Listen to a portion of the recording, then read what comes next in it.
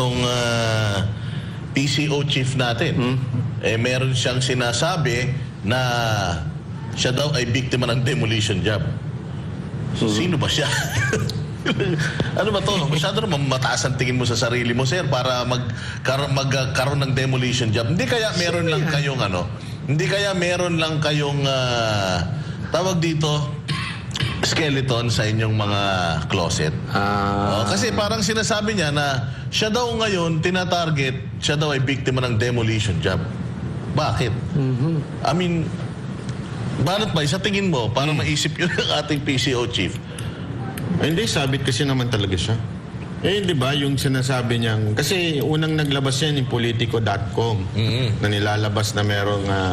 pag titingnan mo nga, wala namang fake news dun eh. Doon sa sinasabi ng Politico.com, which is, bakit walang fake news? May pinapakita siya ng mga dokumento. Hindi lang yun. Hindi din nga masinabing, hindi totoo yan. Totoo naman eh, na talagang yung kanyang kumpanya ay nakabag o nakakuha ng kontrata sa gobyerno. Hindi niya dinideny yan. Hindi niya dinideny. Dinideny niya yung pagmamay-ari niya daw yun. May sinabi ba yung Politico.com na pagmamay-ari niya yun? Wala akong nakita eh. Tiningnan ko uli eh. Wala akong nakita sinabi ng Politico.com na pagmamay-ari mo yan. Represented by you. Yun ang sinabi ng Politico.com. So meaning, walang fake news doon kasi nakapirma ka eh. Hindi mo rin dinenay na nakapirma ka. Ang fake news, yung katabi mo, si Claire.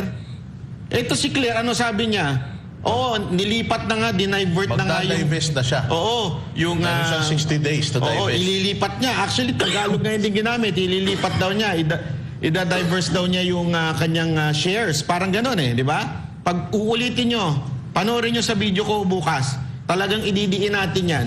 Si Claire ho ang may nagsabi niyan. Fake news pala si Claire. Oo, dapat, bingbangin ito ni J. Ruiz, itong tao niya kasi siya naglabas eh. Ayan, Buloy. Kanina, ako ay nagpunta dyan sa may barangay 133. Yan, Zone 11. Zone 11. Dyan sa may lungsod ng Maynila, namit po natin yung higit kumulang 300 na mga taga Baluktondo. At syempre, pinakilala natin si Pastor Apollo Kibuloy sa kanila dahil alam naman natin, pagka tinanong mo kasi ang mga tao, partner, kung anong pagkakilala nila kay Pastor Apollo Kibuloy, karamihan ang sinasabi nila kung ano yung mga nababalitaan nila online, yung mga black propaganda sa kanya, yung mga ginawang black propaganda ng mga komunista sa kanya. Pero good thing kasi naiyano naman natin, naipakilala naman natin si Pastor Apollo Kibuloy at ang pinaka-importante sa lahat, yung kanya mga plataforma ay na-share natin sa kanila at nagkaroon din tayo ng question and answer, Banat Bay. Napakaganda na pagtanggap sa atin dyan sa Maynila at hopeful sila na makaposisyon si Pastor Apollo Kibuloy dahil karamihan nga po ng mga programa ni Pastor Apollo Kibuloy ay nakasentro sa mga kapatid nating hikahos or naghihirap sa buhay. Banat Bay. Speaking of Manila, marami pong nanonood ng mga taga-Maynila sa atin. Lalo na dyan sa District 3, District 3. Kung nasaan yung cookie ni Mocha. Kung panoorin nyo yan, panoorin nyo. Makikita nyo dyan. At binabatin natin mga taga Santa Cruz, Tambunting, Blumentritt, Parola, Barangay 310, Quiapo, Binondo, Recto. Yung mga nanonood sa atin yan. Lagi daw nanonood sa atin yung mga yan. Lagi ang sabi ni Mocha, batiin nyo kasi pinanonood kayo ng mga nanay dito. Sabi ko, bakit naman nanay lang? Hello po. Pero totoo yan, Banat Bay, kasi kanina nga nasa Maynila tayo, proud na proud ako kanina. Kasi, syempre, sa Maynila tayo, alam naman natin na nung kampanyahan, noong 2022, hindi tayo nabudol. So, yun talaga ang bating panimula ko na ako po ay hindi nabudol. Alam nyo kung ba't hindi ako nabudol? Kasi binoto ko yung magaling na mayor nyo dito sa Maynila. Yun ang intro ko, ang ganda, talagang palakpak. Sino si Sam? Yun ang mabubudol ka pag kayo ng binoto mo. Ay, delikado. Mag-iingat ka kay Sam, ha? Nagbabantayan. Binantaan si yung isang Si vlogger Braija, din. delikado, huwag niyong titirahin yan. ng Oo, yung ibabas yan kasi babantaan kayo niyan. Oo. Palusob kayo sa bahay. Ano daw siya, loko-loko daw siya. Ay, loko-loko. Sayang. Loko-loko daw siya sa mga loko-loko din. Mas loko-loko to katabi ko. Ayun lang. At saka, Jay Guevara, madami silang mga tanong sa akin patungkol sa edukasyon, free education. Kasi marami din mga senior citizen. So, tatanong sila kung yung sa kay Pastor Apollo Kibuloy ba, may mga libreng gamot ba? May mga libreng medical assistance ba? Or mga libreng, yung kung halimbawa sila yung mga ospital, sila ba ay maaasikaso, mabibigyan ng libreng medical, kumbaga, malilibre ba sila sa bill sa ospital? At yun nga, kasama yan kasi sa mga ni Pastor Apollo Kibuloy. No, doon pa lang sa kayo JC, halos makikita mo doon, lahat doon libre. Diba? Okay, kahit nga tayo diba? Sabi nga ni Pastor naalala ko lang, pasok ko na kaagad. Sabi ni Pastor kunwari magkaroon ng problema ang Pilipinas, sila mabubuhay ang mga taga-kingdom. So, self-sustaining sila. So, yun ang gagawin ni Pastor sa pag naging senador. Di ba, Jay? Ito sa akin, no, kasi pagka meron ako namimit na mga kaibigan, so nakikita nila na pinopromote natin, kinakampanya natin si Pastor Kibuloy, laging ang tanong sa akin, yung mga religious beliefs ni Pastor Kibuloy. Ito po yan, kami po ay hindi member ng KOJC. Maghahalal po tayo, hindi po dahil sa religious beliefs. Bigyan ko po kayo halimbawa.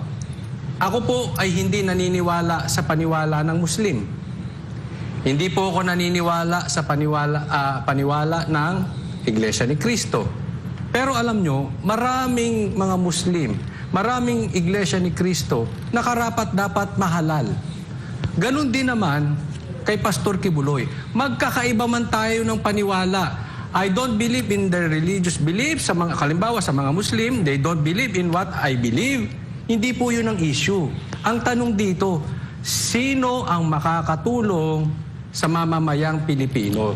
Sino ang mag-aahon sa atin sa mga abusado dito sa gobyerno? Sino mag-aahon sa atin dito sa gutom? Hindi kung ano yung kanilang... Kasi kung ganyan po, ibuboto natin laging yung ating kareliyon. Hindi po dapat ganon. Dapat yung kakayanan na ihahon ang Pilipinas. May bobong ang pinost si Jay, yung basher na pinost niya. O sige nga, kung naniniwala kayo kay Pastor, magpamembro nga kayo. Ganyan. Tanga no? Sa loob-loob ko, bakit? Tinanong nyo ba kung anong relihiyon ni Marcos? Bakit nyo binoto? Tama. Di ba? Tinanong nyo ba ang relihiyon ng mga senador? Bakit nyo binoto?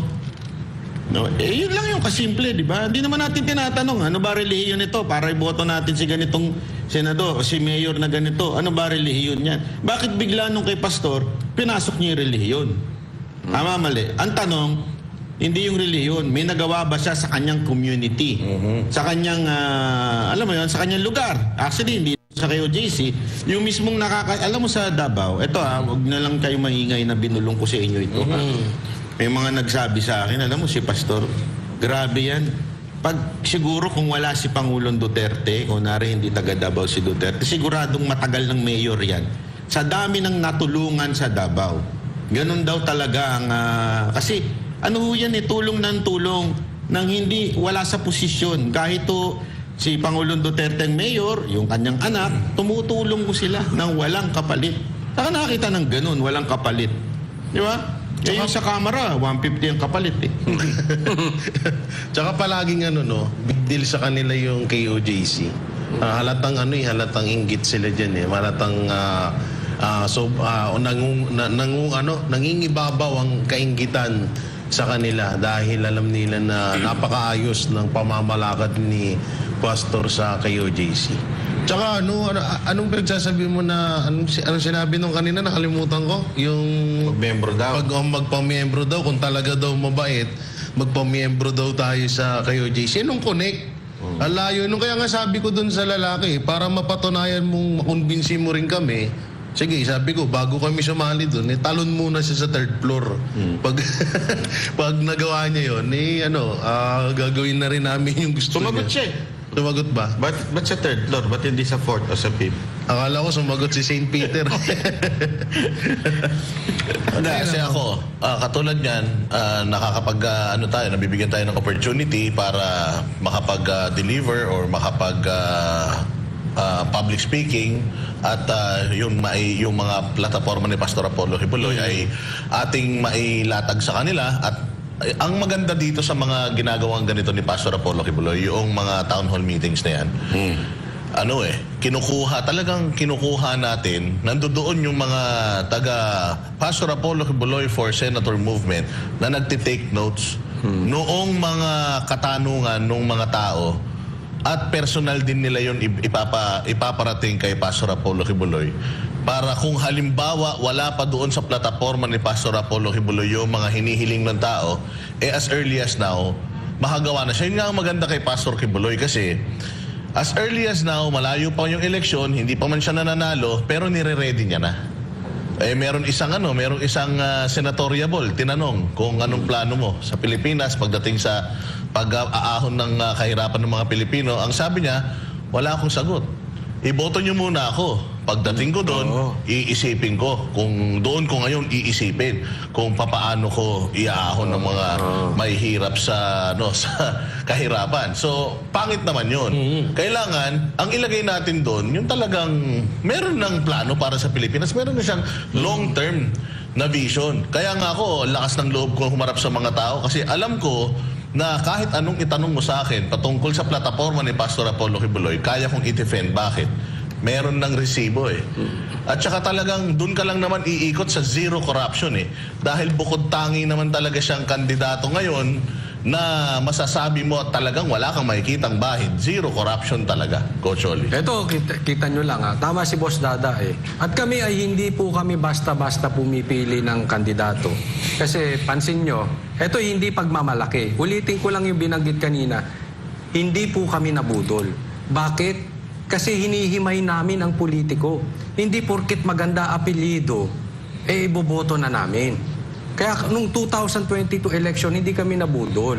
Ibig sabihin lang nito, hindi sa pagmamalaki, pero pag kami ay nag-promote ng kandidato, alam namin may resibo. That is very, very important. Dapat itaas na natin yung antas ng ating pagboto Alam nyo, kailan lang sinelebrate natin yung February 25, 1986 daw. Ayoko naman yan, pero dyan na nangyari yan Walang nangyari, di ba? Bakit? Partly may kasalanan tayo. Hindi tayo marunong bumoto Isang tabi muna natin yung problema sa COMELEC. Pero tayo, as Filipinos, hindi tayo marunong bumoto. Ayaw natin itaas yung ating antas ng pagboto. Una, dapat may resibo. Pangalawa, isang tabi natin yung reliyon. Kahit karelihiyon mo, adik naman. Karelihiyon mo, magnanakaw naman. Gusto mo ba yun ng ganon?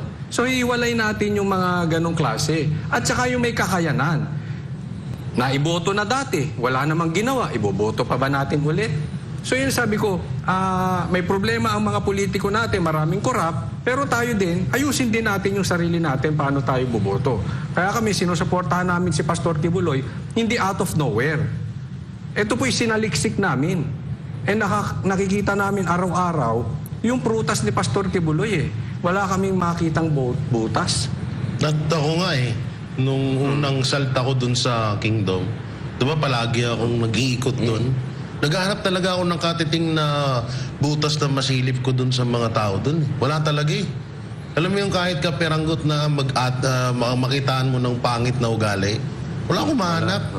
Ayun yung ginagawa ko. Talagang yan, totoo yung sinabi ni Coach Oli na kami hinahanap na yun namin yun, sinasaliksik namin yun.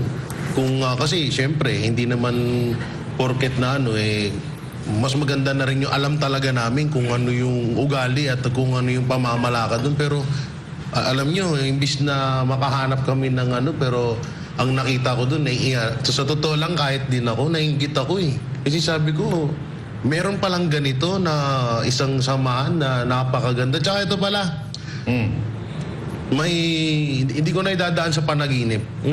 Kasi napapansin nyo bakit sinisira yung mga poster ni Pastor tapos yung sa ibang relihiyon hindi. May mga nakausap kasi ako sa ibang lugar na parang may isang grupo na binabayaran para sirain yung mga poster ng PDP laban. So parang inuupahan sila, tapos yung tiga-tanggal lang ng mga poster. Meron daw talaga ngayon, hindi lang kay Pastor kundi sa buong PDP laban, pero kay Pastor ang pinakamarami, ang pinaka-target. So abangan nyo na lang sa YouTube channel ko pag pumayag na magpa-interview yung inooperan or inalok na maging panggabi. Gabi sila nagbabaklas. Pero sinabi ko magkano ang binibigay sa kanila. Andito siya dyan pero mamaya na hindi Pero ko meron matandaan. talaga. Meron Kasi talaga. nakikita talaga natin yung mga poster lang ni Pastor Apollo Kibuloy yung sinisira. So talagang threat si Pastor Apollo Kibuloy. Threat Tapos talaga meron siya. pa na iniiba yung number ng poster.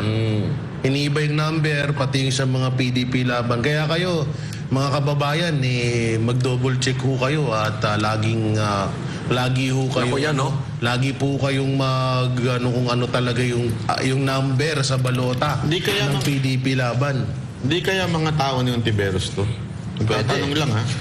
Kahilig sila sa ganyan. Oo, kasi Pwede. yan yung di ba yung bumida-bida sa papuntang Philippine yung South China Sea. Di ba sila yun? Nagbida-bida. Baka sila yun nagbibida-bida din ngayon. Ang dito, talagang sa bawat barangay, inuupahan daw. Parang naging tupad No? Kaso tupad panggabi. Ang tinutupad, sirain yung mga poster ng mga Duterte senatorial candidate. Tapos ang pinaka-grabe talaga na pinag-iinitan nila ay kay Pastor Apollo si Kibuloy ng mga poster. So at yung mga yung mga iniiba yung number, mas maganda lagi lang kayong updates dito sa SMNI tsaka sa Banateros kung ano talaga yung pinaka-latest na number. Yan na latest. Latest na yan. Yan na yung hindi na magbabago yan, Jay. 53. Number 53 na, talaga yan si Pastor Apollo Kibuloy. Kasi na-imprenta na yung mga balota. So, number 53, Pastor Apollo Kibuloy. And tandaan nyo na lang, mas maganda as early as now, gumawa na kayo ng listahan. So, yun. Gumawa na kayo ng listahan ng mga iboboto nyo sa Senado. Tapos i-keep nyo na yan. Huwag kayong boboto nang hindi kayo gagawa ng listahan. Kasi importante para hindi na kayo malito, di na kayo malanse. Kasi katulad yan, may mga ginagawa silang paraan para lituhin kayo pagdating sa eleksyon. Tapos lumalabas pa yung mga ganitong issue. Alam mo, ang dami nagko-comment sa mga uploads ko sa YouTube. Sinasabi nila na parang in-encourage nila yung mga tao na huwag nang bumoto. Ay, hindi na ako buboto. Kasi dadayain din lang. Ang dami nagko-comment sa akin na gano'n. So, feeling ko, din nila yan. Feeling ko, isa ring palabas nila yan. Para yung mga tao, hindi Pabor lumabas yan. para bumoto. Pabor yan sa Team Rugby. Pag hindi kayo bumoto, Team Rugby makikinabang yan. Gusto nyo yon? Boto kayo. Pero ito kamakailan lang 'di ba sinabi ko yung about sa panaginip ko, about doon sa 6 million na balota na magkakaroon ng di umanong dayaan. So nung nakaraan lang may nag-viral na isang attorney, 'di ba? About doon sa Nakulong na nga daw. nakulong na nga inaresto na siya. naaresto na daw. Anong niya doon? Ikaw, Boss D? Hindi. Na rin natin yan. Na-discuss na rin natin yan kahapon. At yun nga yung sinasabi natin. Sumagot actually ang COMELEC. At sinabi nila na yung yung plano ni attorney, ganun pala yung sistema talaga ng COMELEC. Kung ano yung nire-recommend niya na i-offline pagka magda-download ng data, ganun talaga yung sistema, proseso ng COMELEC. Nagtataka lang ako. Kung ganun naman pala, nagkakatugma naman pala kayo ng opinion, bakit dinimanda pa nila? At Yun inaresto. yung malaking question mark doon. Bakit kailangan pa nila i-demanda, sirain yung buhay kung parehas naman pala sila ng idea. Kasi naglabas ang COMELEC nung kanilang mga parang IRR na ito talaga offline, tapos bago i-transmit sa main server, may mga ganun So, kung ano yung nire-recommend nung abogado, yun din yung talagang proseso ng COMELEC. Galing, no? Ang laki lang talagang pagtataka ko bakit siya ay idinimanda pa. Pero Baka usapang hindi. usapang pa rin COMELEC. meron tayong isang balita rito. Ibinasura ng COMELEC First Division ang petisyon na naglayong i-disqualify ang mga Tulfo sa 2025 elections dahil sa mga issue ng citizenships at political dynasty. Dahil sa kakulangan ng mahalagang dokumento, hindi nakalusot ang petisyon na naglalayong harangin ng kanilang kandidatura sa 2025 elections. Si Margot Gonzales, magbabalita. Matatandaang si Attorney Virgilio Garcia naghain ng disqualification case laban sa mga Tulfo na kinabibilangan ni Erwin Tulfo, Ben Tulfo, Wanda Tulfo Teo at dalawa pa nilang kamag-anak. Sir Erwin at Ben ay parehong tumatakbo sa pagkasenador habang si Wanda naman ang first nominee ng Turismo Party List. Ang mag-ina ni Senator Raffy Tulfo na kasama rin sa petisyon ay mga kandidato naman sa lokal na posisyon. Sa inilabas na kautusan ng COMELEC First Division, ipinunto nito na bigo ang petitioner na magsumite ng mahalagang dokumento kabilang ang certificates of candidacy ng mga respondent na mahalaga para maberipika ang impormasyon tungkol sa aligasyon. Dahil dito, hindi rin daw mabiberipika ng COMELEC kung naiparating sa mga respondent ang reklamo para sa pagkakataon na makasagot sila sa petisyon. Ayon kay COMELEC Chairman Attorney George Garcia, naging mabilis ang pagbasura sa petisyon dahil sa technicality. Dahil dito, hindi na raw kailangang dumaan pa sa mas malalim na deliberasyon ng kaso.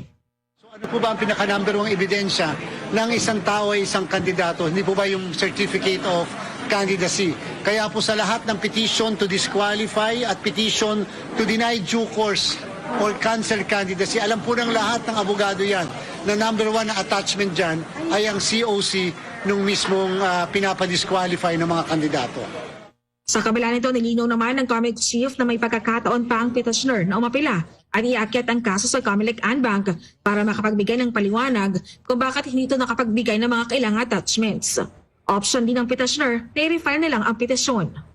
Dapat mapag-aralan ng mga abogado o yung ng counsel ng petitioner kung ano ang pinakamaganda nilang option. Basta sa part po ng COMELEC, ano man po yung option nila. Again, katulad din po ng iba, we are going to decide immediately on the cases. Agad namang naglabas ng pahayag si Erwin Tulfo matapos ang desisyon ng COMELEC First Division. Lubos ang kanyang pasasalamat sa naging hatol ng dibisyon, lalo na anyat mula ito sa patas at makatarungang proseso. Bagamat nalusutan ni Erwin Tulfo ang isang DQ case, may isa pa siyang disqualification case na kinaharap sa COMELEC. Matatandaan mayroong magkahiwalay na disqualification case na isinampay laban sa kanya dahil sa issue ng kanyang citizenship, political dynasty at sa kanyang dating conviction sa kasong libel. Sa ngayon, ang kasong ito ay hawak na rin ng COMELEC First Division. Asahan nyo rin po na hopefully by the next week baka magkaroon disposisyon ang COMELEC Division. Para sa Diyos at Pilipinas, kumahal Margaret Gonzales, SB9 News. Banat Bay, anong masasabi mo rito sa balitang ito na hindi sila na-disqualify? Tama naman din kasi wala pang IRR. Napaka-imposible ma-disqualify kasi yung batas na yan na anti-dynasty bill, yung law pala, ay nasa konstitusyon pero wala pa po itong paano i-implement.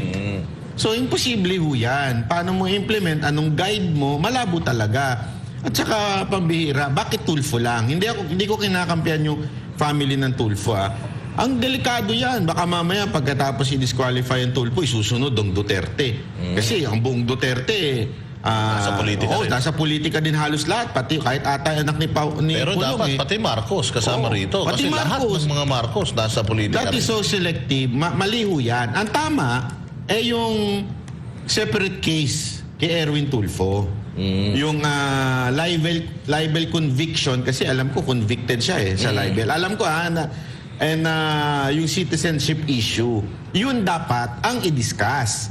Yun ang dapat tugunan ng COMELEC. Di ko nga alam bakit anong palusot ng ni Erwin Tulfo tungkol diyan sa issue na yan. Yung libel case at saka yung citizenship issue niya. Yan ang may problema tayo, malaki. Yan dapat ang pag-usapan, hindi yung dynasty. Kung gusto nyo talaga, seryoso kayo dyan sa dynasty, yung mga iboboto ninyong senador, dapat i-discuss yan. Ayusin yung IRR niyan. Kung tutugunan nila yan. Sila din magkakapatid kasi mangyayari halos ngayon ilan na yung magkakapatid sa sa Senado. Meron na tayong ehersito na magkapatid, meron na rin Cayetano na magkapatid, although re-electionist yung isang Cayetano, magkakaroon na magkapatid na Villar. dyan. At saka sino pa ba yung mga nakikita natin na ano dyan. But anyways, marami po talagang mga mga politiko na halos magkakamag-anak. Napakahirap nito kasi subjective talaga. Itong political dynasty kasi, meron kasing good political dynasty at saka merong bad political dynasty. Ang pinaka magandang example ng good political dynasty ay itong mga Duterte. Kasi makikita talaga natin na sa kanilang probinsya, meron talagang pag-asenso. Napakalaki talaga ng diferensya nung sila yung sunod-sunod na namuno.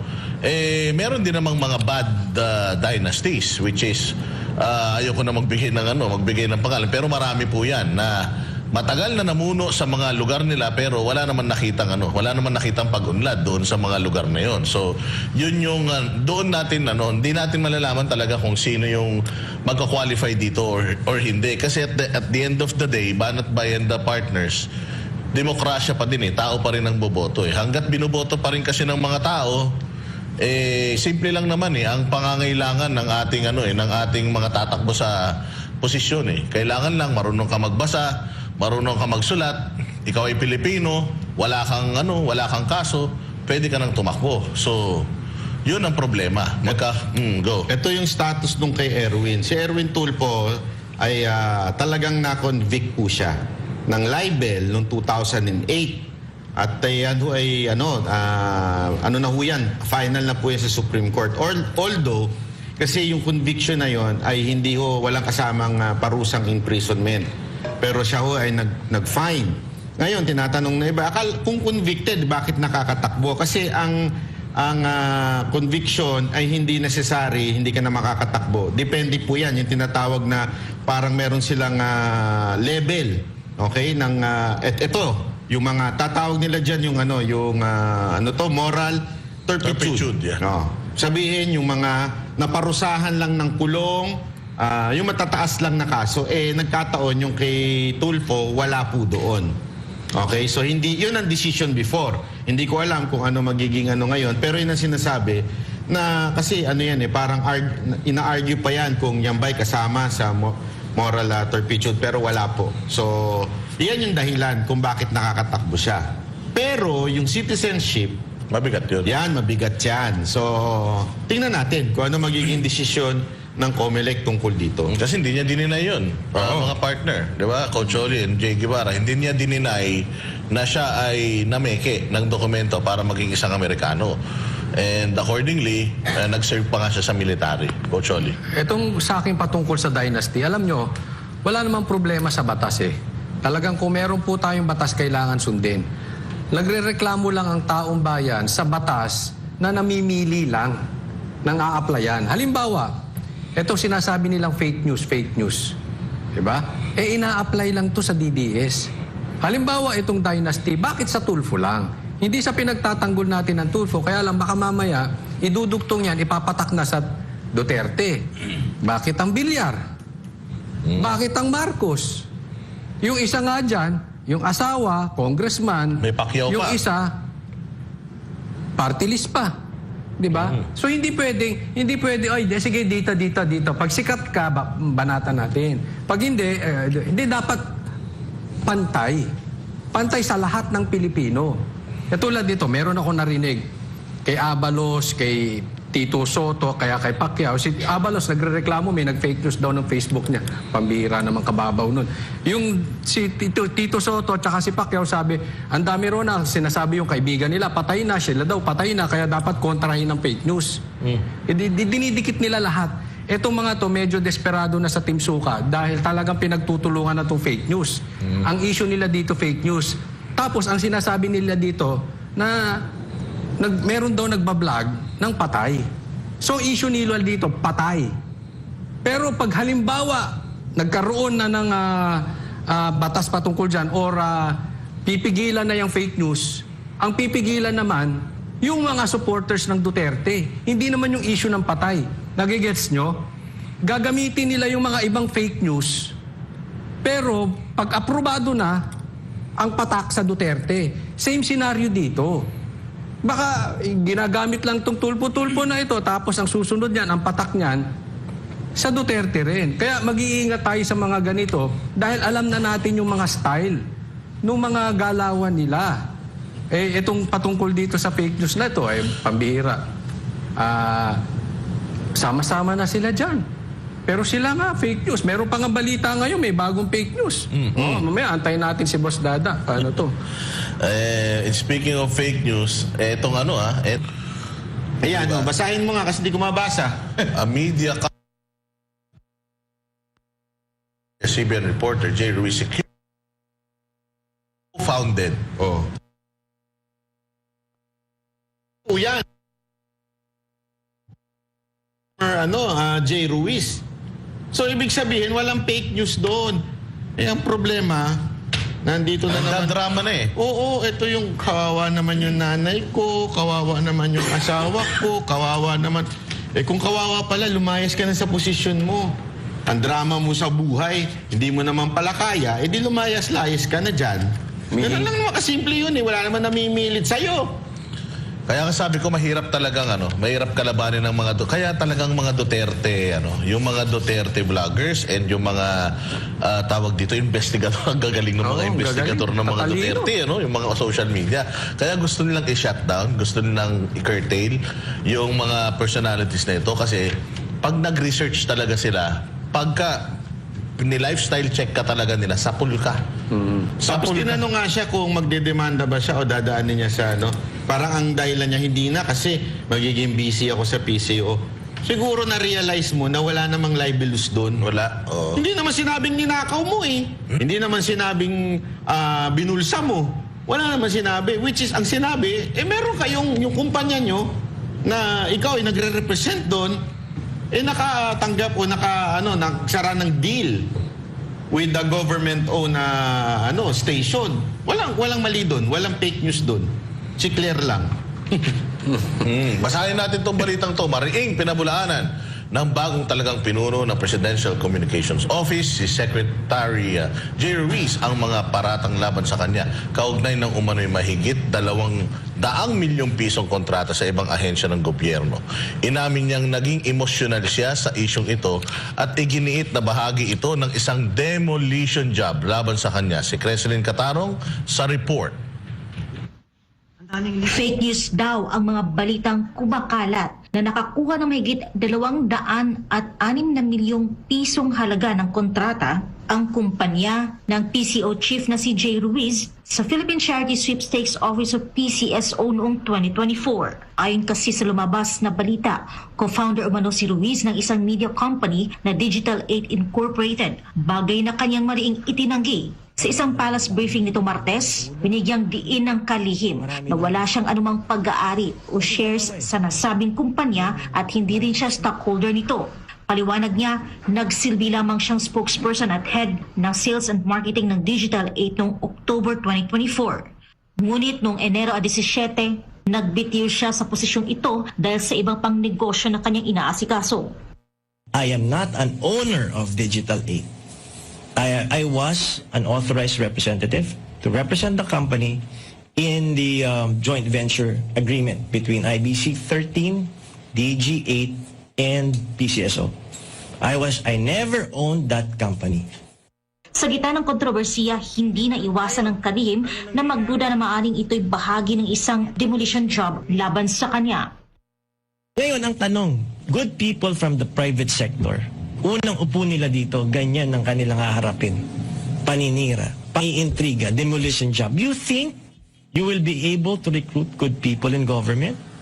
Pag ganyan tayo ng ganyan, umpisa pa lang iniintriga ka na. Umpisa pa lang, binawasak ka na.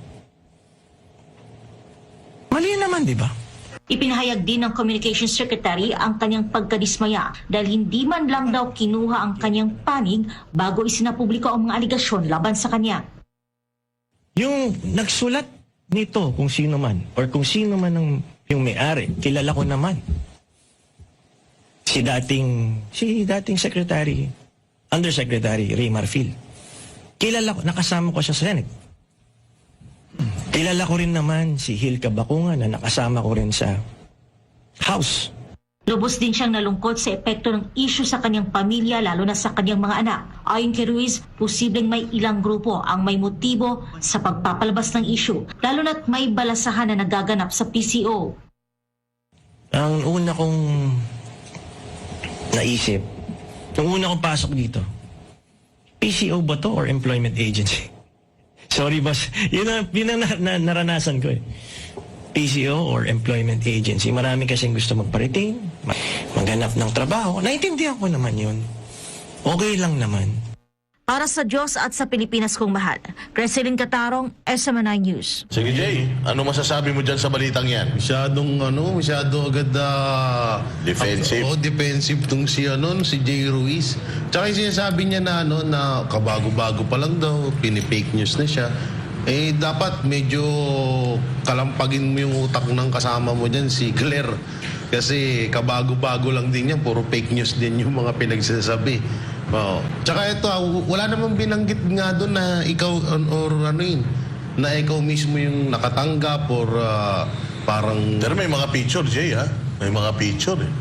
Na mga nakagarong-garong, kamay-kamay. Alam mo naman, very importante yung mga picture-picture na yan. Si Pangulong Duterte, may picture lang kay ganito. Drug lord na si Pangulong Duterte. Ganyan ang nila eh. yun nga yung masama niya kasi hindi naman, wala naman sinasabi nga dyan, yung sa kamay-kamay lang. Pero kung siya, parang mahalata mo agad na Konektado siya doon. na may tinatago siya doon kasi ang bilis niya mag-react, di ba? Yung tawag dyan? Initiative. Defensive. Defensive naman. Masyadong nagpapahalata. Huwag tayo masyadong magpahalata. Tsaka kung tungkol sa fake news lang, dalawang tao lang ang dapat mong harapin na Jay Ruiz. Si Attorney Claire Castro tsaka si Bongbong Marcos. Yan yung mga number 1 na fake news sa Pilipinas ngayon. Ang matindi po pa dyan, di ba, lagi nila pinagbibintangan vlogger daw ang fake news. O sino ba yan? Sabihin na natin totoo yung sinasabi mo. Sino ba yung nagsisinungaling na yan? No? Mga kasamahan mong media. O bakit biglang vlogger ang lagi niyong pinupunto? Kayo pala eh. Wala pala kayo. Hindi pa yung politiko na yan. Mga legit, yun? Yung mga may-ari niyan. Legit na mga media yung mga yan. Pero accordingly, sinasabi mo na ikaw ay fake news ng mga yan. Hindi naman mga vlogger yan. Di ba? Nagagalit siya, name drop niya pa nga. Sino may mga may-ari nito eh. Actually, ang isang, kasi dito, ang isang kahina-hinala dito, anong meron ka? Marami naman kasi dyan na I think qualified. Anong meron ka para ikaw yung i-hire dyan? Bakit? Sa tingin mo ba ayaw siya nung Malacanang press cartel? Hindi, nakikita ko nakikita ko the way itong press corps magtanong sa kanila, very critical.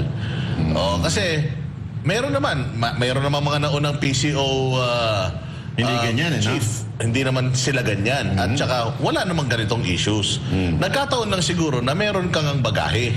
Kaya siguro nasisilip yung bagahe mo. And it turned out, siguro sa mundo ng media, alam nila siguro yung baho mo. Yung karakas nito. Yung karakas mo. Kaya binobombard ka nila ng mga ganong tanong. Kasi sino bang mga nagtatanong sa'yo dyan?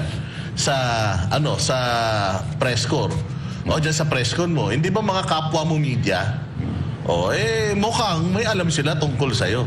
At saka di umano yung sinasabing pangalan na may-ari, kaya ba't hindi mo mabanggit yung tao na may-ari talaga? Kung sa tingin mo, wala naman kayong ginagawang hocus-pocus.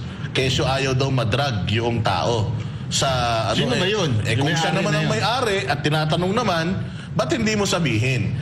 Di umano, itong may-ari, para may kaso yata ito ng pagpatay. Ito yung isang pulis. Ito yung pinagbintangan pero dininay niya, ordering killing of a woman at inalagay sa aesthetic tank. Oo.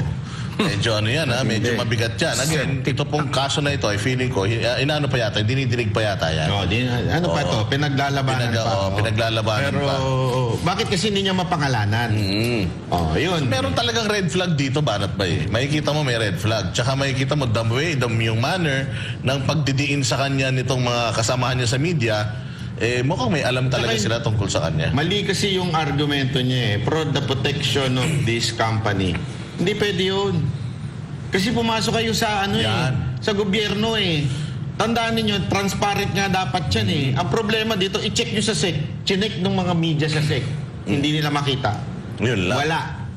So bakit wala? 'Di ba? Medyo may problema tayo. Tapos yung sasabihin mo for the safety of this kung safety ang gusto, hindi pa pwedeng pumasok sa gobyerno kasi dapat sa gobyerno lahat ng papasok, lahat na magbibid, lahat ng sasali sa proyekto sa gobyerno ay transparent yan. Hindi pa pwedeng itago yan. Kailangan malaman ng taong bayan niya bakit pera namin ang binabayad dyan. Okay, malinaw po yun ha?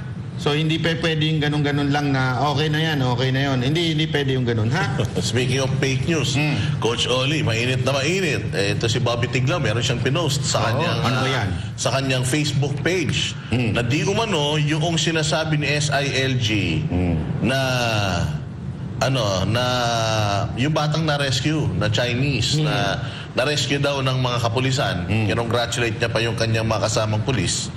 Hindi pala yun ordinaryong na-rescue. Oo. Accordingly, Coach Oli, pakikwento.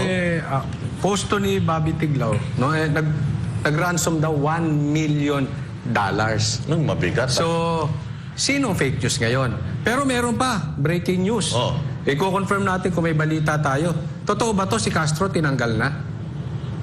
Ay, hindi ako sigurado dyan ha? Anyway, totoo man to or hindi, ako hindi ako pabor tanggalin si Castro.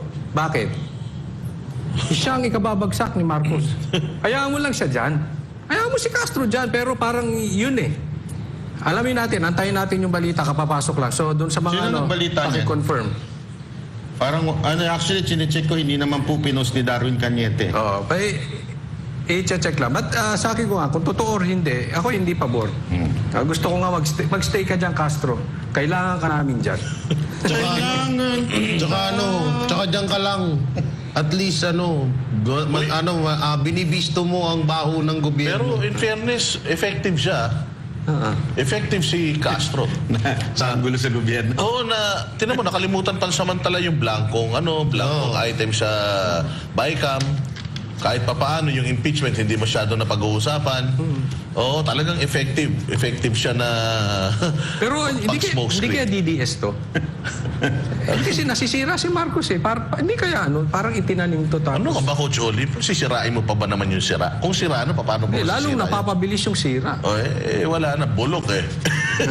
Ganun talaga. Pero yun nga, yung katulad nun, yung sinasabi natin, yung kay post ni Bobby Tiglaw, na ito palang batang ito ay na-rescue dahil nagbayad ng ransom. Pero ang sinasabi ng otoridad natin, nakakalungkot, parang yung credit, kinukuha nila yung credit, hindi pala sila ang naka-rescue talaga sa batang ito.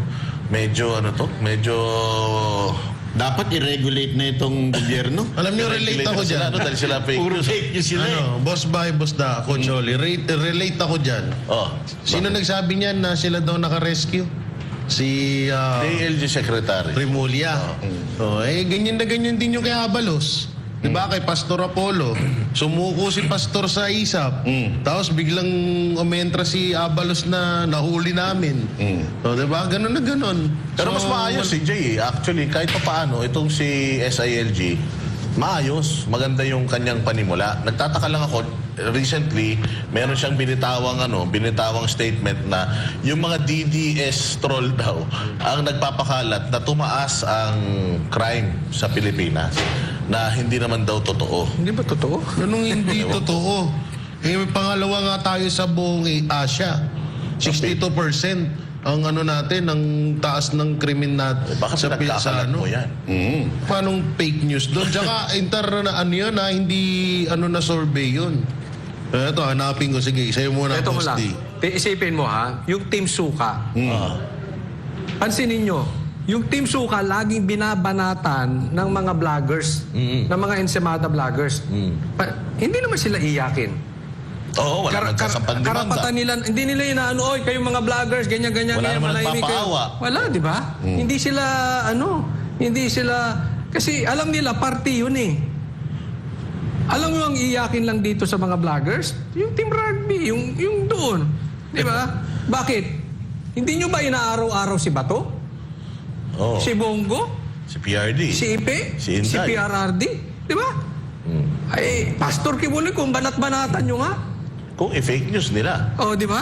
May fake news pa nga sa inyo. Iyakin ba? Hindi naman kaya huwag tayong kayo talagang gusto niya lang talagang pahintuin yung mga DDS vloggers eh. Ito, iba yung nakita- ano naman to. Ano yan? Ito, nakita ko. Top 15 cities in Asia with the highest crime based on Crime Index 2025. Pangalawa tayo. Sino una? Ang nangunguna ay Anong report yan? Syria. Syria. Ang nangunguna, pangalawa ang Pilipinas. Lang yan, isipin. Tapatan natin ang ating mahiwagang... Tingnan muna natin Tingnan yan. Baka natin. mamaya, ano yan, ha? O baka sabihin na naman nila fake news yan. baka hindi na naman fake news to. Sisihin nyo tong index na to, crime index. Sige, habang nire-research ni Banat Bay, meron tayong isang balita. Matapos ang naging sagutan ni na US President Donald Trump at Ukrainian President Volodymyr Zelensky, naging mas malinaw sa buong mundo na ayaw ng kasalukuyang administrasyon ng Amerika na magkaroon ng gera sa pagitan ng ibang bansa. Kaya para sa isang geopolitical analyst, sana'y magsilbi itong babala sa Pilipinas. Si Almal Forsuero sa report. Noon pa man ay malinaw at matibay na ang paninindigan ni US President Donald Trump na nais niya ng kapayapaan sa kanyang mga kampanya hanggang muli itong nanalo bilang Pangulo. Bukang bibig nito na kanyang aayusin ang kanilang bansa. Sa kanyang pagbabalik, marami na kaagad ang kanyang ibinabang kautusan na tila hindi pasok sa panlasa ng iilan. Kabilang narito ang pagpapahinto ng military aid sa bansang Ukraine. At ngayon, balak pa ng Amerika na ipatigil ang sanctions na ipinataw sa bansang Russia. Ang mga nabanggit na hakbang na ito ni Trump ay paraan niya para matigil na ang matagal ng digmaan sa pagitan ng dalawang bansa, digmaan na kumitil ng maraming buhay. Kaugnay nito, sinabi ng geopolitical analyst na si Herman Camentong Chu Laurel na kung patuloy na maniniwala ang Pilipinas sa mga propaganda ng deep state ng Amerika ay hindi malabong matulad ito sa bansang Ukraine. Tangan yan ang mensahe po sa ating lahat. Huwag na po tayo magpaloko diyan sa propaganda ng kanluran, ng mga warmongering grupo sa loob ng Estados Unidos na may kasabwat po na Filipino proxies po dito. Alam naman natin po kung sino mga proxies po nilang maingay tungkol sa West Philippine Sea. Paliwanag ni Camentong na nagsimula lang ang gulo sa pagitan ng Russia at Ukraine dahil sa agawan ng teritoryo. Pinondohan at inarmasan ito ng ibang bansa na nais ng gyera hanggang sa humantong nga sa kaguluhan. Ang ganitong pangyayari anya nararanasan din ng ating bansa. Meron ngayong mga balita ngayon na kararating lang daw ng frigate na gawa ng South Korea para sa Philippine Navy and so on. Hindi po yan naiba doon sa ginawa po nila sa Ukraine. Pinaghandaan po nila since 2014, binigyan ng armas, binigyan ng mga kagamitan, tinaining ang mga sundalo para ilunsad yung gera laban sa Russia na inunahan lang po ni President Putin. Ano bang objective na mag-claim ng isang teritoryo para makinabang, di ba? Hindi ba yan din ang ginagawa po sa Ukraine? Territorial issues ha? Sa huli, sinabi ni Laurel na dapat nakatutok lang ang Pilipinas sa pagkikipagkalakalan sa ibang bansa sa Asia at dapat rin anyang ibalik ng ating bansa ang independent foreign policy na ginawa noon ni dating Pangulong Ferdinand Marcos Sr. at Rodrigo Duterte. Bumalik po tayo sa focus sa ekonomiya, pakikipagkalakalan sa malaking ekonomiya sa mundo ngayon at sa Asia, ang China. I think ang importanteng mapaalala po sa bayan po natin na isa sa saligang batas po natin nakasaad po na ang Pilipinas ay dapat tumatahak po sa independent foreign policy. Nakita natin in modern Philippine history ay si Presidente Duterte na yan din po ang isinagawa, independent foreign policy niya. Tayo nagkaroon ng napaka-produktibong pag-uusap at pakikipagtungo sa China, sa Russia at ibang mga bansa. Ang daming mga tulay na gawa ng China, Kaliwa Dam, Chico River Irrigation Dam, marami po, mahabang listahan po yan. No? Para sa Diyosa sa Pilipinas, kung mahal Almar Forsuelo, SMNI News. Ayun, ito na nga, tama yung sinasabi ni Jay Guevara sa Numbeo. Numbeo 2025 ang pangalawa ang Manila, Philippines sa city sa pinakamataas na sa crime index sa Asia. Pangatlo, yung Quezon City. Tapos sa susunod na, Bangladesh, Malaysia, India. Oh, galing. 2 and 3 nakuha natin. Oo, panalo. Palakpakan. Galing. We are in the top. And yet, ayaw aminin ni Secretary Remulla. Yung parehong Remulla. Di ba? So, hindi po fake news. Ang At fake news... kasalanan na naman ng mga Duterte troll. Oo. So, Claire, paki-debunk ko ito, Claire, kung totoo o hindi. Pero ito na, nakasulat na. Ito'y binagbabasihan ng lahat ng bansa. Manila ang pangalawa, pangatlo Quezon City. Ngunit datapot subalit sa tingin ko, itong si Claire ay may pinagmanahan. Alam niyo kung sino? Si Trillanes. Bakit? Si Trillanes, sinabi niya, pinakamataas daw na city na may crime ay ang Caloocan. Hoy, Gunggong! Ang Caloocan wala nga sa listahan eh. Pag titingnan mo dyan, wala dyan. Pati Davao, wala. Oo, tas sasabihin mo, Caloocan. Lintik kang fake news ka. Easy. Claire, dapat ikaw punayin mo si Trillanes kung talagang kasi siya number 1 fake news. Wala sang Caloocan dyan. Manila, number 1, Quezon City, ang pangalawa. Kasulat na, basa-basa din. Nakita na sa screen Dami kanina. na Ayan, fake news, ano? Damascus, Syria, Manila, Quezon City. Naku po, Jay, may sasabihin ka dyan. Tsaka ito ang pinakamalapit dyan. 2 beses na nakapasok ang Pilipinas. At ito pa, magtataka pa ba kayo? Bakit ganyan ng una yung ginawa lang nila eh. Diba? Sa sa tutusin ka, nga yun eh. Hindi mabubura sa history ng Pilipinas yung krimen na ginawa nila. Sa KOJC. Oo. Diba? So, tas ito pa, isa pang fake news dito at talagang lihitin mong sila ang fake news. Lagi nilang sinasabihan na na magulo sa Davao, maraming krimen sa Davao. Pero wala naman dyan yung Davao. Andyan, Quezon City, tsaka Manila. At yun naman talaga ang totoo. Sa Manila ngayon dati kung ang mga adik takot magsiabutan ng mga pulburon. Ngayon, nag-aapiran na lang Pero sa kanto may sinabi si Yorme dyan. Aayusin daw niya yan. Ako, naniniwala ako maayos niya yan. Kasi nag-iikot siya. Sabi niya, ibabalik natin ang 24 gobyerno sa Maynila. Kasi ngayon, wala na talagang wala, kagulo na ho sa Maynila. Sa gabi, pumunta kayo dyan, maglakad-lakad kayo sa karsada. Makikita niyo yung mga basura talaga, grabe. Alam niyo yung nangyari dyan sa Maynila, ganyan yung yung nangyari kay Yorme, hindi nyo halos katulad sila kay BP Sara. Kasi akala ni Yorme, mapapaganda nung pinagkatiwalaan niya dyan Pero bandang huli, wala rin pala. Maswerte yung Sablay Maynila. din pala. Maswerte Maynila, 3 taon lang silang maghihirap. Oo. Tayo buong Pilipinas, maghihirap ng another 3 years. Yun ang masaklap. 6 years yung presidente buti yan. 3 taon lang na kahit papaano nabigyan ng leksyon yung Maynila. Balik na naman sila sa disiplina. Tapos nagswerte pa nila, no? Itong Maynila ngayon, very very potential na maging parang Davao. Kasi ibang klase talaga si Yorme Isko. In fairness talaga.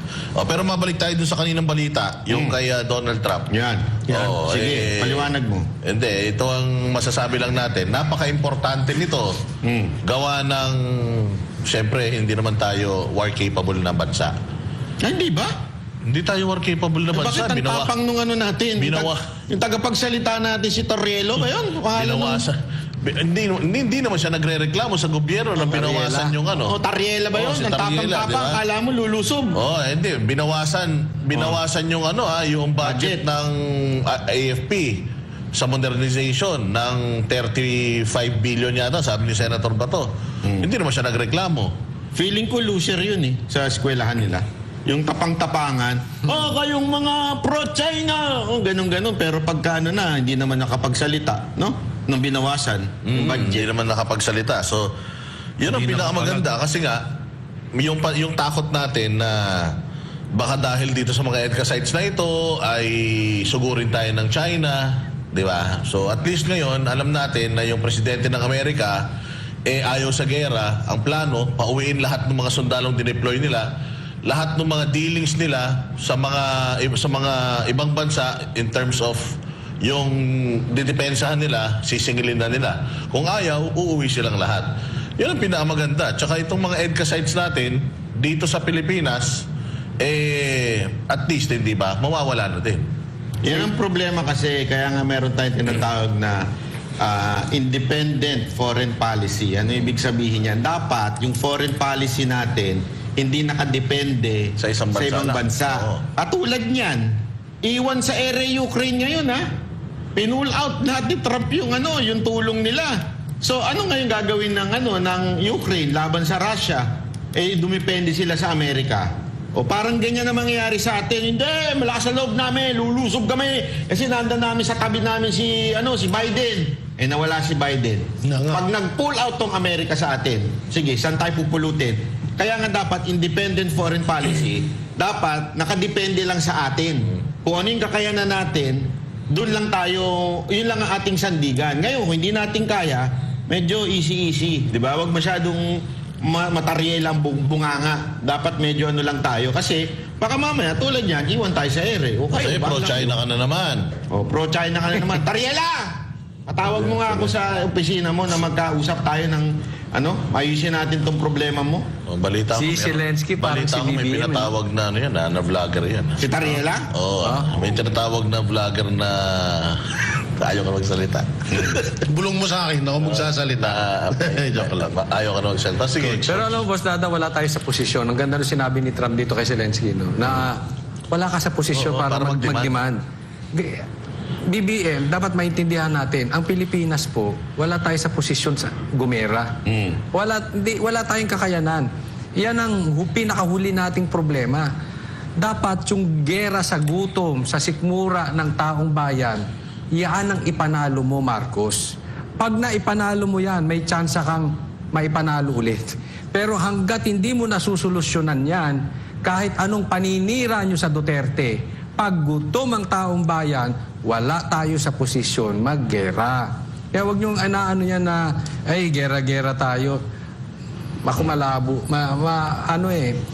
Si Trump ang sa tingin kong tutupad sa mga pangako ni Marcos. Gusto ko nga makausap ni Trump si Taryela. Naalala mo, hindi niya papapasukin ng EDCA, sabi niya. Ngayon, ipupull out ni Trump. Posible. So, posible. So, sinong gagawa ng mga pangako ni BBM? Kaya lang kasi maganda Siya. deal nila sa Coach Oli. Maganda deal nila sa mga EDCA sites natin. Mantakin mo tayo nagpa-finance. Tayo nagbabayad ng mga Ay, bills. akala ko deal na wala na yung utang. Hindi ko Akala alam ko yung deal nila. Yung deal ng ex-deal nila. multivitamins. Pero yung deal ng, di ba tayo nagbabayad ng, tayo nagbabayad Swerte, ng no? mga, parang gastusin ng mga EDCA sites na yan. Kaya nga double black eye talaga yan sa atin. Hindi ko talaga alam bakit pinayagan natin yan. Yung mga na yan, dinis. But bottom line is, medyo nakahinga tayo ng maluwag kahit papaano. Mukhang hindi tayo maisusubo ng maaga sa kanyon. Jay, Na dun sa mga tansu vlogger, di ba? Lagi nilang pinagmamalaki na sila daw ay pro-Amerika at tayo ay pro-China. So asan na yung mga asan na yung tutulong sa inyo si Biden? Wala na, laglag na. So kung nagkataon man na nagpadala sa sabi-sabi nyo itong si Pangulong Marcos, di kawawa tayo. Tsaka balik-balik na rin nyo yung mundo, hindi naman sa pangda-down sa Pilipinas. Wala talaga tayong binatbat sa China, doon ba naman kayo? Oo, tsaka Marcos, bago mo atupagin yung gera, atupagin mo muna yung pagpapadrug test mo. Anak na teting, matatapos na yung termo mo, hindi mo pa nagagawa yan. Nasa drug, nasa gera ka na agad. Hindi mo nga napatupad yung mga pinangako mo na mga nung nangangampanya ka bilang Tapos ngayon parang gusto nyo. Ang hirap dito ay Mark, ang tapang-tapang pero pag pinatulan, takot din naman. Tago kay Kasi Castro. kundi nung natatandaan nyo nung nakaraan, 'di ba? Parang napuno sa kanila yung barko ng China. O nung nakakaramdam na naiinis na yung China, bigla ring kumalma yung loko. Easy ka lang sa mga sinasabi mo. Baka tawagin ka ni Taryela makapili. makapili ka. Sabihin, Ay wala akong pakialam sa'yo, Taryela. At least ako, pro-China ka. sinasabi ko totoo ewan ko sa'yo kung totoo sinasabi mo. Tsaka yung mga ganyan na mga salitaan mo hindi yan big deal sa amin. Dahil alam namin na nasa tsaka sino ba naman saan ka nakakita na isang presidente na iluluklok mo sa kapahamakan yung mga kapwa mo Pilipino, yung mga nasasakupan mo. Walang ganun. Meron. Si Marcos. Yan, ikaw. Kapag ikaw pala ang isang ganyan. Kapag kagalit ka, ipagpapalit mo sa kayamanan mo yung bansang Pilipinas, kaya-kaya mong gawin. Hindi, alam mo kasi, boss, pag kaya gustong-gusto na ibang katon nito ni Marcos ng gera, una-una, mababawasan yung populasyon dito sa Pilipinas. Oo. Sana kung sila mauuna eh. Okay nga sana kung halimbawa magkagera dito, kayo muna doon, mga congressman, mga senator, lahat ng mga politiko, kayo muna yung mauna. Oy, unlawful utterances yan. Baka mamaya kunin yung mga gadget mo. Oo nga Sama pala. yan. No? Ingat sa pagsasalita. Baka mamaya madali ka ng unlawful utterances. Pero ito, magandang balita. Ito yung mga nangyari kanina. Mga residente ng 22 barangay sa Tondo, Maynila dumalo sa town hall meeting para alamin ang mga plataforma ni Senator Candidate Pastor Apollo C. Kibuloy. Si Franco Baranda para sa report. Higit 300 mga residente mula sa iba't ibang barangay sa Tondo, Maynila ang dumalo sa isinagawang pagpupulong para lubos pang makilala si Pastor Apollo C. Kibuloy na tumatakbo bilang senador. Kilala si Pastor Apollo sa iba't ibang trending na mga issue, lalo na sa mundo ng politika. Kaya nang malaman na magkakaroon ng town hall meeting para lubos pang makilala si Pastor Apollo, ay agad itong dinagsa ng mga residente ng Tondo, Maynila ang lugar na pinagdausan ng naturang aktibidad. Di alintana na mga dumalo ang mainit na panahon at mahabang pila, makilala lamang kung sino at ano ang mga nais ni Pastor Apollo na gawin para sa mga nasa laylayan at isa na rito, si Nanay Teresita. Para at least makinig sa mga magandang agenda nila, para at least makilala ko yung mga nagpapatakbo ng mga senador, mga ganun, mga politika sa Pilipinas, di ba? Kailangan natin yan eh, para makapag-isip tayo ng tama, kung sinong ilalagay natin sa pwesto. Yun ang gusto kong malaman, yung mga agenda nila. Para naman kay Tatay Hill, nakilala niya si Pastor Apollo sa kanyang mga mabubuting gawain, gaya na lamang ng pagtulong sa may hirap. Kilalang-kilala yan si Pastor na tumutulong sa mga mahihirap. Nandito akong para makadaw pang palad ko si kay Pastor para yung magkaroon mga mahihirap sa Senado. Para yung kahirapan ng mamamayan bigyan ng kalunasan. Kasi alam ko si Pastor tumutulong yan sa mga mahihirap. Kailangan natin ng isang leader na katulad ni Pastor Kibuloy.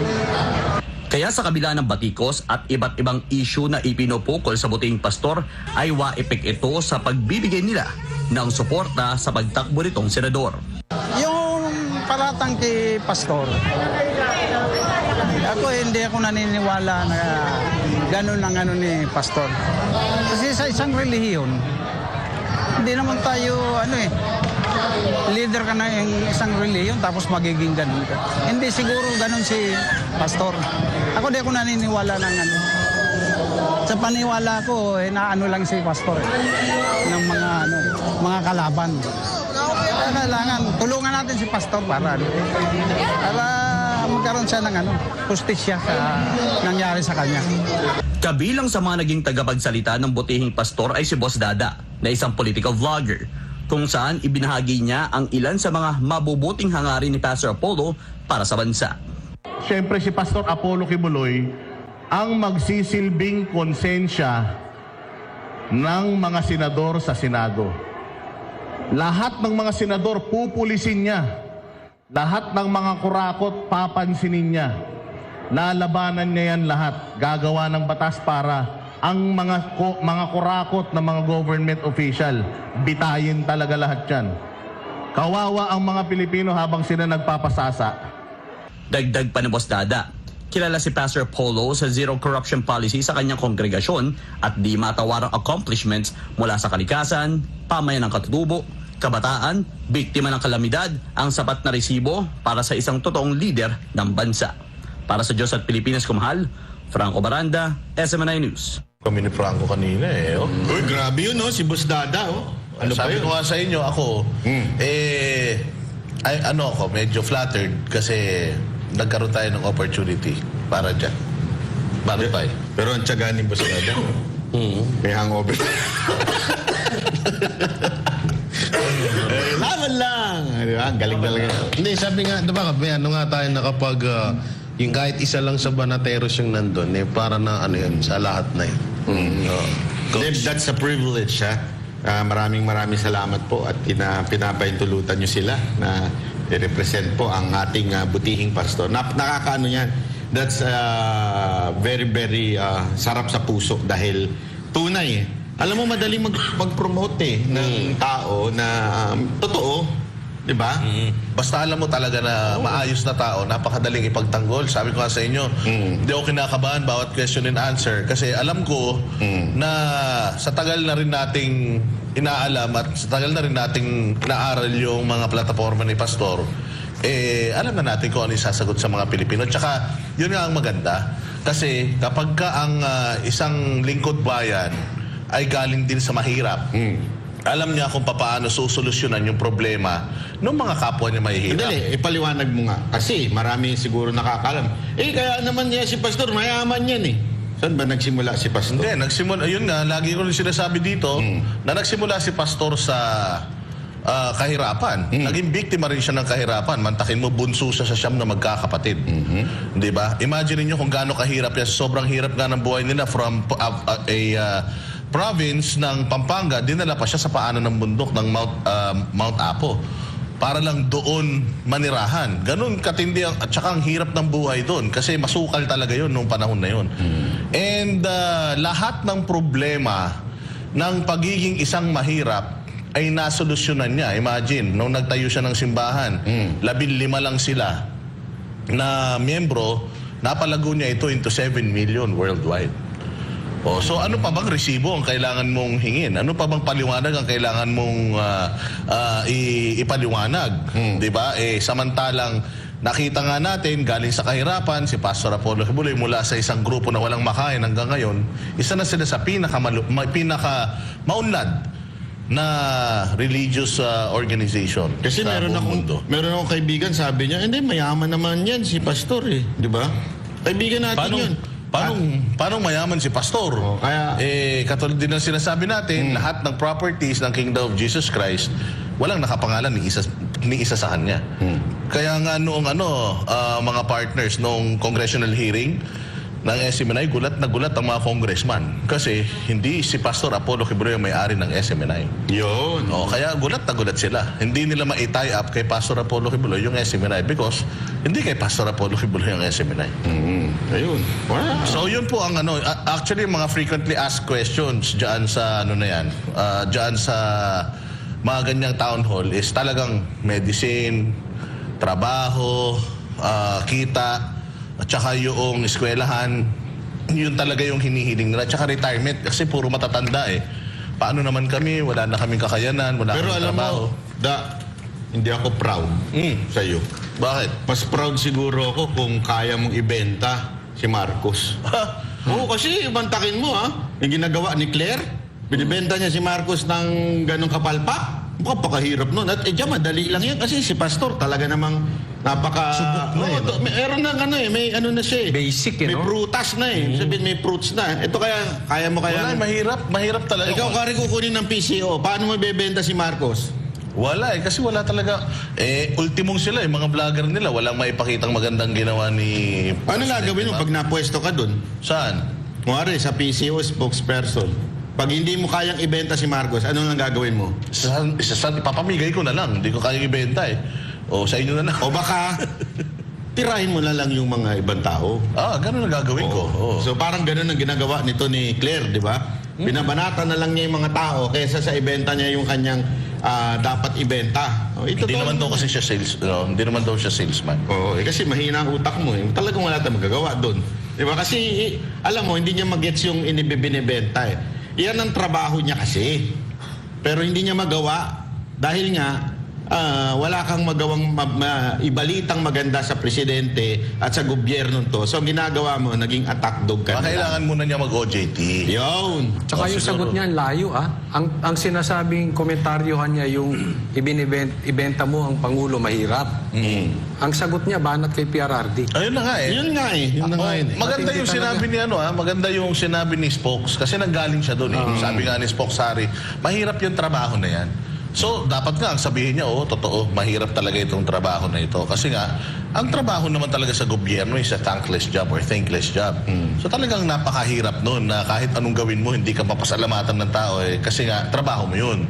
So, sana, yun na lang yung isinagot niya doon sa sinabi ni Harry Roque. Pero para sa kanya, dahil nga siguro may maluwag ang tornilyo, kaya ang tingin niya doon sa statement ni Harry Roque, banat sa kanya. Pero mas magaling si Jay Ruiz. Oo, mas magaling. Kasi siya umatake. Oo. Si Jay Ruiz nung Umatras. nagdrama. Biglang drama. Mas maganda yun. Na-atake Mas ako. magaling. Na-atake ako. Oo, yun. Mas maganda yung Kung ibebenta mo si Marcos, ibenta mo na rin kaluluwa mo. Di, Wala mahirap. kang mahahanap, wala kang mahahanap. Mahirap Hindi, kasi kadalasan, for some time, sige. hinahanap ko yan eh. Sa vlog ko, naghanap ako ng magagandang ginawa niya eh. Wala rin talaga akong, may mga nakita akong konti. Pero mahirap kung yung consistent na may makikita kang maganda. Ayan, si Buster TV nanonood. Oy, Buster! Sabi niya, paano ibebenta? Ang pakahirap ipagbenta niyan. Tama nga. Sanay sa Napakahirap bentahan nga yan. ang hirap na nga daw ipagtanggol, ibibenta pa kaya, sabi niya. Isipin mo yan, na-explain ko sa vlog ko yan, para ka nagbebenta ng 1980s na tricycle sa presyo ng Land Cruiser. Try mo. Tingnan mo kung makabenta ng gano'n. Benta mo to 6 million ng tricycle 1980s. Ang hirap, di ba? Ganyan. Para Paano ibebenta? Di mo Oy, abangan ninyo sa Laguna. Abangan po ninyo si Coach Oli sa Huwebes. Thursday. Sa Huwebes, nandyan po siya sa Laguna at siya naman po ang magpapakilala kay Pastor Apollo Kibuloy sa inyo dyan sa Laguna. Si Jay, abangan nyo. Sa Si Hong Jay Kong. sa Hong Kong. Kung hindi ma-offload. First time kasi niya eh. Oo. Kung hindi ma-upload. Baka may ano pa ako doon. May, Pero kung sakali ma-offload siya, pangako naman ni Master Judea, hindi siya aalis, sasamahan si Jay. Dalawa sila. Walang iya. Wala si Master Judea dito. Walang iya kayo Pero tinitira nyo na naman yung... Hindi, kita-kita tayo dyan sa Sabado. Naman natin to si Buster TV. Uy, Buster TV, sumama ka. Dami tayong pera eh. Sige na. Makita-kita tayo dyan sa may Wan Chai. Saan ba dyan? Sa Wan Chai. Basta dyan. Alam na nila yan. Ang dami Pilipino pupunta dyan. Maliit na lang yan. Sigurado. Pero bilisan nyo kailangan maaga kayo doon. Kasi limitado lang yung Coliseum doon eh. Yung stadium doon, 2.5 lang ata. Sa dami ng OFW yung gusto makita si Tatay D. Oo. Sigurado pupunta ako. si Agaan nyo Tatay kung D. pwedeng doon na kayo matulog ng gabi na yun. Loko-loko. Baka doon na magtutulog talaga yan. Walang yan. Baka tayo hindi makapasok. Hindi, kasi hindi maniwala kayo. Kasi ako nakadalawang beses ako Baka mamaya nakampanya. tayo hindi makapasok. Linggo yun. Sabihin natin, Sabado ang o kaya Lunes ang event. na kayo matulog. Sabado ng gabi, doon na kayo matulog. Ay, hindi. Tama. Nandun na kami. Sabado. May meet and greet ang Banateros. Yun. Meron Hindi nyo alam, no? abangan ninyo. Maraming papabili Ayan, si Wan Chai Stadium. Sa may Southhorn. Yan, Southern Stadium. Ano ba talaga? Southhorn. Ha? Southhorn. Southhorn. Southhorn Stadium Yan. dyan sa may Wan Chai. Makita-kita tayo dyan. Kasama ang kompleto ang Banateros. Anong oras ba yun? Sigurado, dating ni Maaga. PRRD doon, alas 10 na naman. Siguro. Paunahin na natin si Jay. Mga alas 6 ng Baka maaga. kasi iniisip nila late. Hindi. Maaga. Kasi stricto ang Hong Kong pagdating sa oras. So, hindi malilate yung mga senador, yung si PRRD hindi malilate. At lalo naman kaming hindi malilate. Wag lang matagalan ng ligo itong katabi ko. Ang tagal maligo nito, naabot ng 2 oras eh. Pag hindi natagalan, ito isa, pag natagalan magpupo, wala na. Yari tayo dyan. At ang pinakamano dito, mabibinyagan na yung passport ko. Kung hindi ka ma-offload, paano ko unang binyag sa'yo? Ewan ko. Tak, offload. Merong fake news dito, may nakabasa. Saan? May fake news na naman? Jay, ang lusog mo pala. Hindi Hindi totoo yan. Nakakataba po kasi ang camera. Plus 10 yan Plus 10 pounds. Hindi, ganito kasi kapag pag ang binibili mo sa pagkain, hindi galing sa sa pangbabalasuba sa ibang tao. Nakakataba talaga yan. Tingnan mo yung mataba? tingnan mo yung mga tanso vlogger. pinapasahod sila, tapos galing sa kalokohan yung pera na yan. Nakakadami ba ng tagyaw? Tignan nyo, hindi, kahit anong kain nila, humpak pa rin. Humpak? Oo. Yung mga vlogger na linawin ko lang. Ay, buhay pa ba yan? Wait lang. Ay. Bawal matulog sa labas ha. Baka daw hulihin kayo. Bawal matulog sa labas ng stadium. kasi, baka may Matulog nga.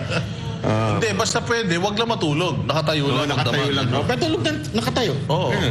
Di ba? Pwede, no? Si Dada nga, humihilig kahit na... Oo, ako Ay, nga. magaling ang mga taga Ako nga kanina, POGC sa papunta ako sa ganyan. Maynila, yung stoplight, tulog ako eh.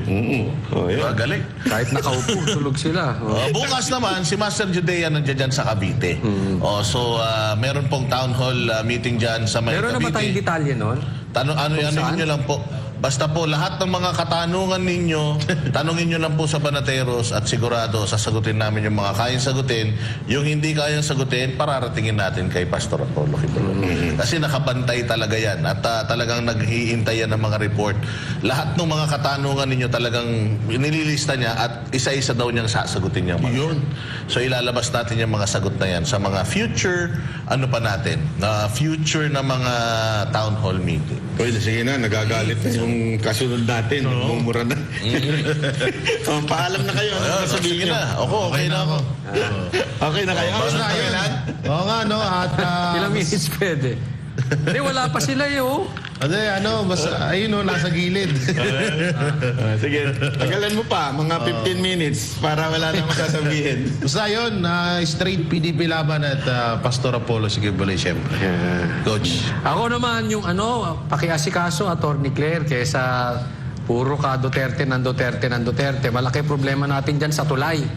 Yan ang dapat pagtuunan natin ng pansin. Yung tulay na ginastusan ng bilyon ba yan? Tapos naguulang.